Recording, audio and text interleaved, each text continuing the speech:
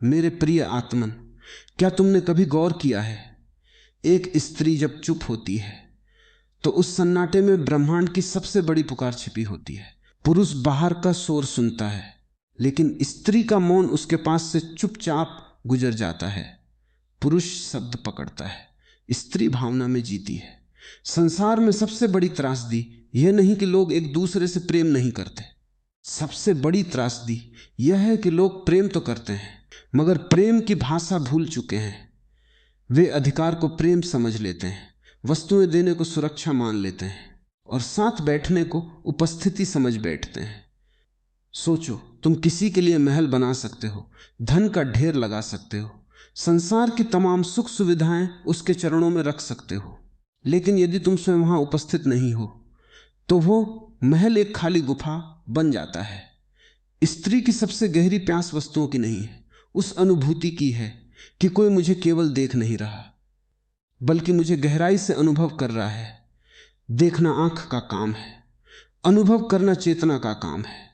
संसार में हजारों लोग किसी चेहरे को देख सकते हैं, उसकी सुंदरता की प्रशंसा कर सकते हैं, लेकिन उस चेहरे के पीछे जो भय छिपा है, जो थकान छिपी है, जो पुरानी अनसुनी पुकार बैठी है, उसे कौन देखता है? स्त्री चाहती है कि कोई उसके हंसते हुए चेहरे के पार झांके, कोई उसकी हंसी के पीछे छिपी थकान को पहचान ले, कोई उसके यह कहने पर कि मैं ठीक हूं तुरंत विश्वास न कर ले, बल्कि उसकी आंखों में उतर कर पूछे कि सच बताओ, भीतर क्या चल रहा है। यही वह रहस्यमयी बिंदु है जहां से जीवन में एक नया द्वार खुलता है। पुरुष कर्म में जीता है, वह परिणाम चाहता है, वह समस्या का समाधान खोजना चाहता है। स्त्री चाहती है कि कोई उसकी अनुभूति के पास थोड़ी देर चुपचाप बैठ जाए। पुरुष पूछता है बताओ क्या करना है, स्त्री का मन कहता है स्त्री कम ही बताना पड़े। तो तुमने मेरी आत्मा को छुआ ही कहां? यहीं से दोनों के बीच दूरी शुरू होती है। पुरुष प्रेम को एक काम में बदल देता है और स्त्री प्रेम को एक बहती हुई नदी की तरह जीना चाहती है। तुम किसी के लिए दिन रात मेहनत कर सकते हो, लेकिन यदि शाम को घर लौटकर तुम्हारा ध्यान कहीं और है, तुम्हारा मन किसी यंत्र में उलझा है, तुम सामने बैठे व्यक्ति के शब्दों को केवल सुन रहे हो मगर समझ नहीं रहे, तो तुम वहां होकर भी अनुपस्थित हो। और ध्यान रखना, स्त्री के भीतर यह बोध बहुत सूक्ष्म और गहरा होता है। तुम अभिनय कर सकते हो कि तुम सुन रहे हो, लेकिन वह तुम्हारी अनुपस्थिति को तुरंत भांप लेती है, क्योंकि उसके लिए संवाद केवल मुंह से निकले शब्द नहीं है। तुम्हारा चेहरा, तुम्हारी आंखें, तुम्हारी सांसों की गति, स्पर्श की गर्माहट और तुम्हारे मौन का स्वभाव, यह सब मिलकर बात करते हैं। तुम कह सकते हो कि मैं तुमसे प्रेम करता हूं, लेकिन यदि तुम्हारी आंखों में उतावली है, तुम्हारे मन में बेचैनी है, तुम्हारे पास ठहरने का समय नहीं है, तो वह तुम्हारे शब्दों पर कभी विश्वास नहीं करेगी। वह मुस्कुरा सकती है, वह सामान्य काम कर सकती है, लेकिन उसके हृदय का एक छोटा सा द्वार बंद हो जाएगा। और याद रखना, किसी का हृदय एक दिन में बंद नहीं होता, यह बहुत धीरे धीरे होता है। एक अनसुना आंसू, एक अधूरा संवाद, एक ऐसा क्षण जब उसे तुम्हारी सबसे ज्यादा जरूरत थी और तुमने कहा कि अभी मेरे पास समय नहीं है। छोटी छोटी बातें जिन्हें पुरुष अक्सर भूल जाता है, स्त्री की आत्मा उन्हें संजो कर रखती है। वह घटना को याद नहीं रखती, वह उस घटना में मिले अनुभव को याद रखती है, और धीरे धीरे उसके भीतर एक डर बैठ जाता है कि मैं यहां सुरक्षित नहीं हूं। अब इस सुरक्षा शब्द को बहुत गहराई से समझना होगा। जब कोई स्त्री सुरक्षा मांगती है तो उसका अर्थ केवल यह नहीं होता कि कोई उसकी शारीरिक या आर्थिक रक्षा करे, वे तो बहुत बाहरी रूप हैं। असली सुरक्षा भावनात्मक होती है। क्या वह तुम्हारे सामने बिना किसी डर के अपनी सबसे कमजोर अवस्था में हो सकती है? क्या वो तुम्हें अपना डर बता सकती है बिना इस भय के कि तुम उसे कमजोर कहोगे? क्या वो अपने अतीत का कोई घाव तुम्हारे सामने खोल सकती है बिना इस डर के कि कल किसी बहस में तुम उसी घाव पर चोट करोगे? यही भावनात्मक सुरक्षा है। और हर स्त्री भीतर भीतर ही इसी की प्यास रखती है, मगर वह अक्सर कहती नहीं, क्योंकि यदि वह कहे कि मुझे सुरक्षित महसूस कराओ, तो पुरुष शायद हंसकर कहेगा कि घर में ताला लगा है, तिजोरी भरी है, तुम्हें किस बात का खतरा है? लेकिन खतरा बाहर के संसार से नहीं है, खतरा इस बात का है कि क्या मैं तुम्हारे सामने वैसी ही रह सकती हूं जैसी मैं वास्तव में हूं, या मुझे हर समय अपने शब्द नाप तोल कर बोलने होंगे? क्या मुझे अपनी बुद्धि छिपानी होगी ताकि तुम्हारा अहंकार चोटिल न हो?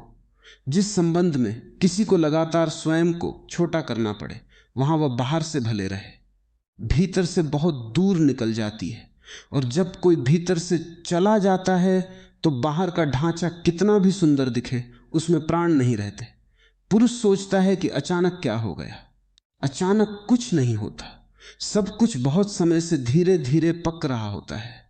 उसकी चुप्पी अचानक नहीं आती, उसके प्रेम का ठंडा पड़ना अचानक नहीं होता। वो बहुत समय तक छोटे छोटे संकेतों से पुकारती है, कभी नाराजगी में, कभी शिकायत में, कभी यह कहकर कि तुम मुझे समय नहीं देते। लेकिन पुरुष संकेतों को एक समस्या समझ लेता है। वह कहता है, तुम हमेशा शिकायत क्यों करती हो? और जिस दिन वह शिकायत करना बंद कर देती है, पुरुष को लगता है कि चलो अब सब ठीक हो गया। लेकिन वही सबसे चिंताजनक क्षण होता है, क्योंकि शिकायत का अर्थ था कि अभी आशा बची हुई थी, वो अभी भी तुम्हारे द्वार पर दस्तक दे रही थी। जिस दिन उसने दस्तक देना बंद कर दिया, समझो उसने मान लिया कि यह द्वार अब कभी नहीं खुलेगा। स्त्री की शिकायत को केवल झगड़ा मत समझना। हालांकि मैं यह नहीं कह रहा है कि हर स्त्री हमेशा सही होती है या पुरुष हमेशा गलत होता है। ऐसा कहना बहुत बचकाना होगा। मैं तो केवल उस सूक्ष्म मनोविज्ञान की बात कर रहा हूं जहां दो अलग अलग चेतनाएं मिलती हैं और एक दूसरे की भाषा न समझ पाने के कारण प्रेम होते हुए भी बीच में पहाड़ खड़ा हो जाता है। पुरुष भी गहरे प्रेम की प्यास रखता है, वो भी थकता है, टूटता है, डरता है, लेकिन उसे बचपन से सिखाया गया है कि रोना मत, अपनी कमजोरी किसी को मत दिखाना। इसलिए वो अपनी पीड़ा को अपने मौन के भीतर बंद कर लेता है और स्त्री उसकी इस चुप्पी को उपेक्षा समझ लेती है। यहां दोनों दुखी हैं, दोनों पास आना चाहते हैं, लेकिन दोनों की भाषाएं अलग हैं। स्त्री चाहती है कि कोई ऐसा स्थान हो जहां उसे कोई मुखौटा न पहनना पड़े। दुनिया के सामने वो कितनी भी मजबूत हो, तुम्हारे सामने उसे मजबूत बने रहने की मजबूरी ना हो। दुनिया उसे सफल कहे, चतुर कहे, आत्मनिर्भर कहे, लेकिन तुम्हारे पास आकर वह अपना कवच उतार सके। और जो स्त्री तुम्हारे सामने अपना कवच उतारती है, वो तुम्हें अपना सबसे बड़ा विश्वास सौंप रही होती है। उसकी उस कोमलता को कमजोरी मत समझना, वो तुम्हारे प्रति उसका पूर्ण समर्पण है। लेकिन यदि उसी क्षण तुम उसका मजाक उड़ा दो, उसकी तुलना किसी और से कर दो या उसकी उस कोमलता को बाद में हथियार बना लो, तो तुम केवल एक बहस नहीं जीतते, तुम उसके भीतर बने मंदिर को तोड़ देते हो। फिर वो दोबारा कभी उतनी सहजता से नहीं खुलेगी। सच्चा हिता प्रेम अधिकार नहीं जमाता। जब तुम कहते हो कि तुम मेरी हो, तो तुम एक सूक्ष्म बंधन बना रहे होते हो। प्रेम में दो स्वतंत्र चेतनाएं मिलती हैं, वे पास आती हैं, लेकिन एक दूसरे को कैद नहीं करती। सच्चा पुरुष स्त्री को अपने हिसाब से ढालने की कोशिश नहीं करता। वो तो ये देखता है कि उसके भीतर जो बीज छिपा है, वो किस सुंदर फूल में खिलना चाहता है। वो उसके लिए आकाश बनता है, पिंजरा नहीं। और जब किसी स्त्री को ऐसा संग मिलता है जहां वो सिकुड़ती नहीं बल्कि फैलती है, जहां उसके भय घटते हैं और स्वतंत्रता बढ़ती है, तब उसके भीतर से एक अद्भुत ऊर्जा बहने लगती है। तब वह केवल एक संगी नहीं रहती, वह जीवन की एक ऐसी पावन धारा बन जाती है जो पूरे वातावरण को सुगंधित कर देती है। तुम उसे एक बूंद विश्वास दो, वह तुम्हें प्रेम का महासागर लौटा देगी। तुम उसे एक छोटा सा घर दो, वह उसमें जीवन का संगीत भर देगी। तुम उसे एक सच्चा और सजग स्पर्श दो, वह तुम्हारी आत्मा के घावों को सहला देगी। लेकिन पुरुष अक्सर प्रेम पाने से पहले अधिकार पाना चाहता है, और जैसे ही अधिकार आता है, प्रेम का रहस्य मरने लगता है। स्त्री की आत्मा चाहती है कि कोई उसे इतना प्रेम करे कि उसे बांधने की जरूरत ही न महसूस हो, कोई उस पर इतना सम्मान दे कि उसकी स्वतंत्रकरण की पहरा लगाने की आवश्यकता न रहे, कोई उसे वस्तु स्वतंत्रता पुरुष के अहंकार के लिए कभी खतरा न बने।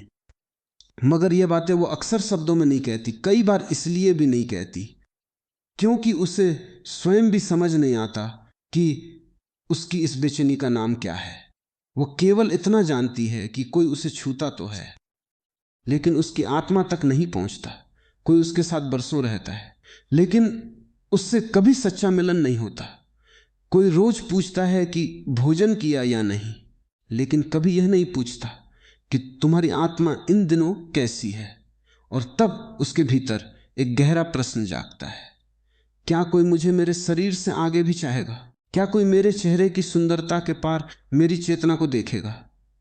क्या कोई उस दिन भी मेरे पास इसी प्रेम से बैठेगा जब उम्र चेहरे पर झुर्रियां लिख देगी, जब बाल सफेद हो जाएंगे, जब शरीर ढल जाएगा? क्या तब भी कोई मेरे होने से प्रेम करेगा? यह एक बहुत गहरा डर है, क्योंकि संसार ने उसे बार बार यही सिखाया है कि उसका मूल्य केवल उसकी बाहरी सुंदरता में है।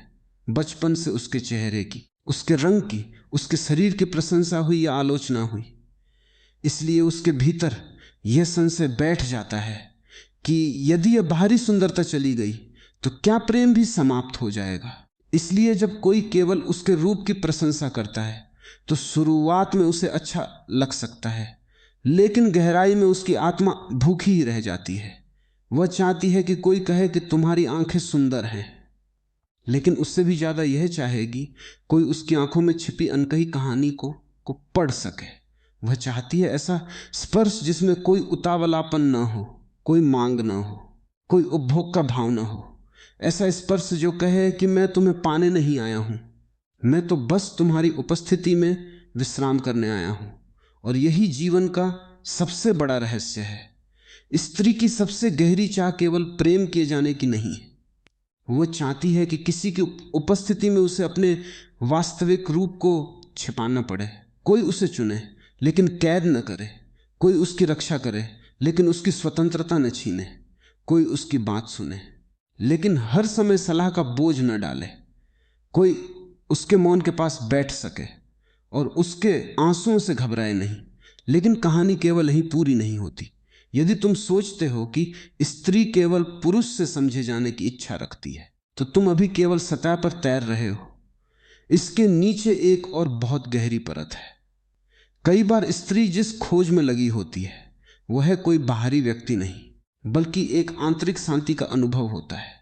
वह चाहती है कि किसी की उपस्थिति में उसके भीतर का लगातार बना रहने वाला तनाव शांत हो जाए।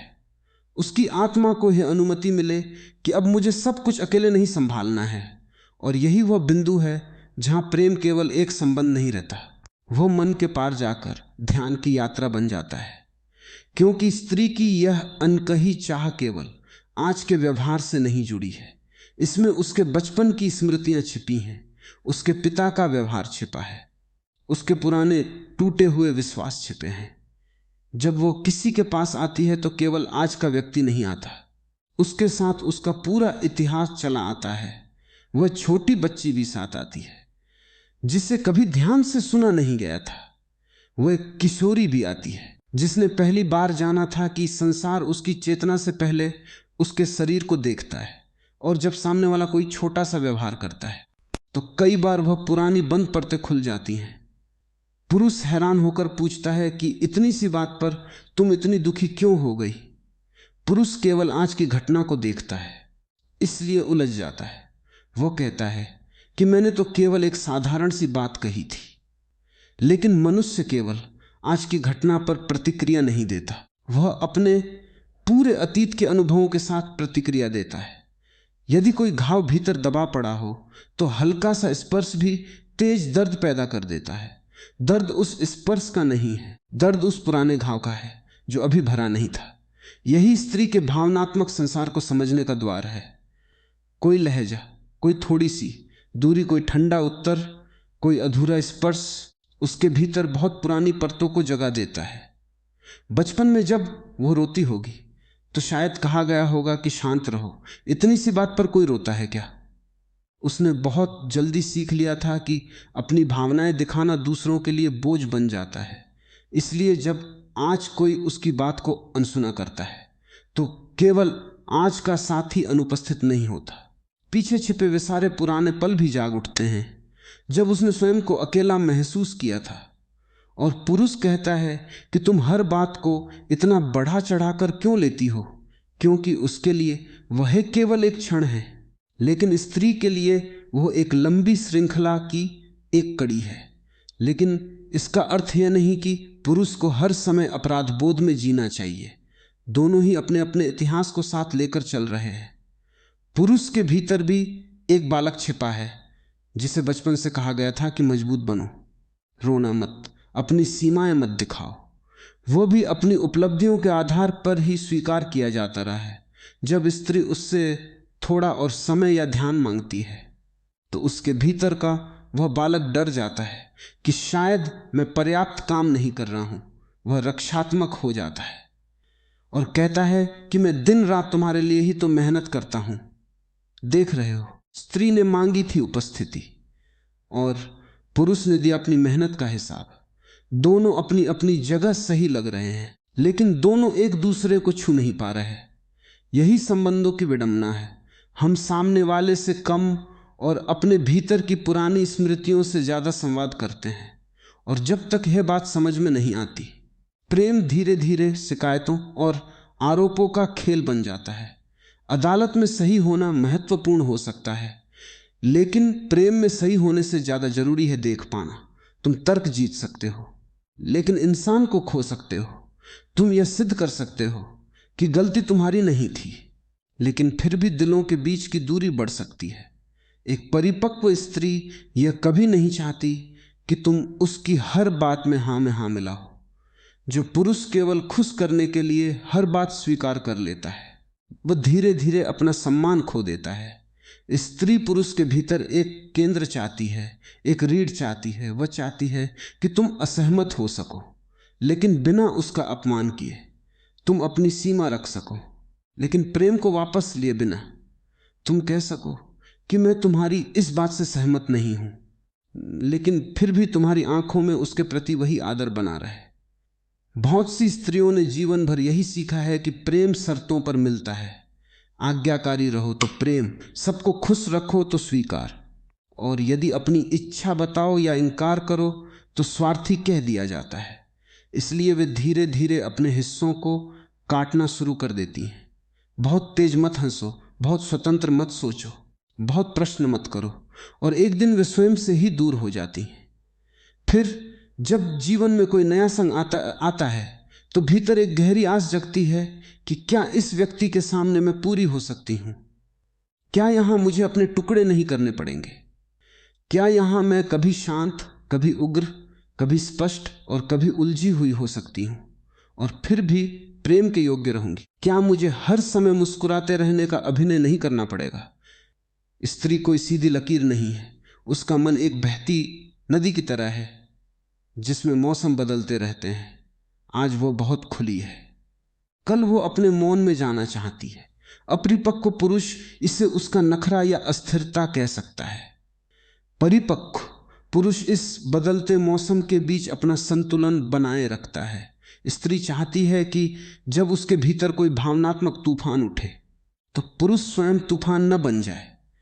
वह यह भी नहीं चाहती कि पुरुष पत्थर की तरह संवेदनहीन हो जाए, लेकिन जब वह असुरक्षित हो तो पुरुष का स्थिर केंद्र उसे थाम ले।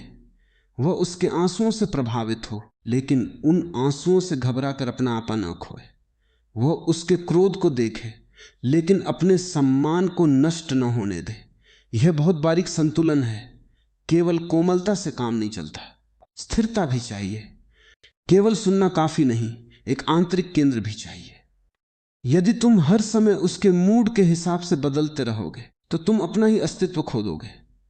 और जिस पुरुष का अपना कोई केंद्र नहीं होता, स्त्री धीरे धीरे उसके प्रति अपना खिंचाव खो देती है, क्योंकि प्रेम दो स्वतंत्र चेतनाओं का मिलन है, एक दूसरे पर पूरी तरह मिट जाना नहीं। स्त्री चाहती है कि पुरुष उसे सुने, लेकिन अपनी स्वयं की आवाज न खोए। वह चाहती है कि पुरुष कोमल हो, लेकिन कमजोर न हो। वह चाहती है कि पुरुष उसकी रक्षा करे, लेकिन उसे बच्चा न बना दे। वह चाहती है कि पुरुष से पूरी स्वतंत्रता दे, लेकिन उपेक्षा के साथ नहीं। ध्यान रखना, स्वतंत्रता और उपेक्षा में जमीन आसमान का अंतर है। एक पुरुष कहता है कि मुझे कोई फर्क नहीं पड़ता तुम कहाँ जाती हो, क्या करती हो। यह स्वतंत्रता नहीं है, यह भावनात्मक अनुपस्थिति है। दूसरा कहता है कि तुम स्वतंत्र हो, लेकिन तुम्हारा सुख दुख मेरे लिए बहुत मायने रखता है, मैं तुम्हें नियंत्रित नहीं करूंगा, लेकिन तुम्हारी अनुपस्थिति मुझे महसूस होगी। यही वो संतुलन है जिसकी तलाश आत्मा को रहती है, और यह आंतरिक स्थिरता उस पुरुष में आती है जो भीतर से शांत है। आंतरिक शक्ति का अर्थ चिल्लाना या बल दिखाना नहीं है। आंतरिक शक्ति यह है कि तुम किसी के इंकार को भी बिना बदले सह सको, तुम अपनी गलती को बिना छोटे बने स्वीकार कर सको, तुम किसी स्त्री के न कहने का सम्मान कर सको बिना उसके चरित्र पर सवाल उठाए, तुम प्रेम कर सको बिना भीख मांगे। आज की स्त्री सब कुछ स्वयं संभाल सकती है। वह संसार में बड़े बड़े काम कर सकती है, कठिन निर्णय ले सकती है, लेकिन पूरे दिन दुनिया से लड़ते लड़ते वह थक जाती है। जब वह लौटती है तो वह हर समय एक प्रबंधक बनकर नहीं रहना चाहती। वह चाहती है कि संबंध का भावनात्मक बोझ केवल वही न उठाए। बहुत सी स्त्रियां इसी अदृश्य थकान से टूट जाती हैं। पुरुष पूछता है कि मैंने क्या नहीं किया, लेकिन वह यह नहीं देख पाता कि संबंध को जीवंत रखने की पूरी जिम्मेदारी कौन निभा रहा था।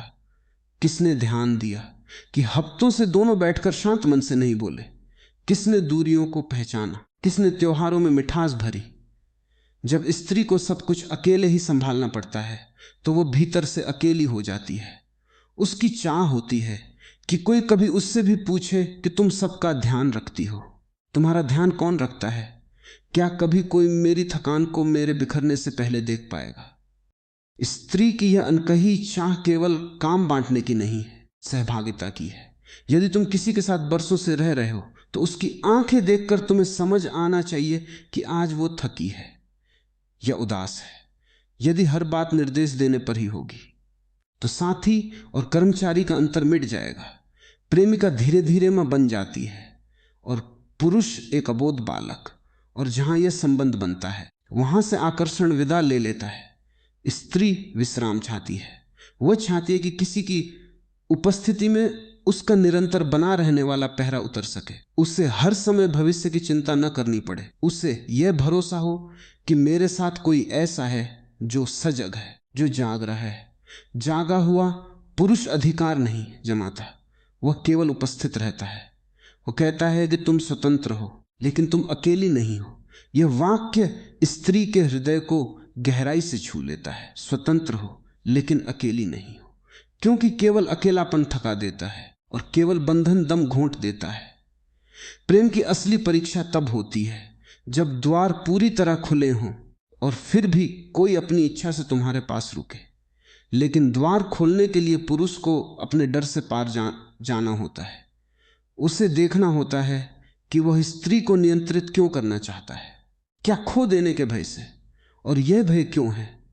क्योंकि उसने अपना पूरा मूल्य सामने वाले की स्वीकृति पर टिका रखा है।